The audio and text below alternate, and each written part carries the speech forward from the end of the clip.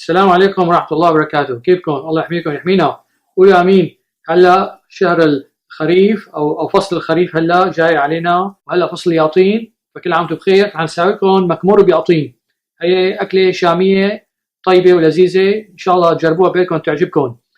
قولوا بسم الله وصلوا على النبي. بدنا الياطينات شقف، شايفين شلون؟ بدنا شويه لحمه مفرومه، بدنا شويه صنوبر، بدنا معجون البندوره، بدنا الطحينه، بدنا دبس رمان، وبدنا شويه زيت مشان نقلي اللحمه والياطينات، وبدنا الملحات. هي خلصت. هلا شو بنساوي؟ بشويه زيت زيتون نقلي اللحمات. طبعا لا تنسوا الملح، بدنا شويه ملح، نحط عليهم الياطينات ونقليهم. نحط معلقه صغيره معجون بندوره، نحط كاسه مي، نغطي عليها ونتركها لحد تستوي. الوقت هذا نخلط نص كاسة طحينة مع نص كاسة دبس رمان ونحركه. نحط نص معلقة صغيرة ملح.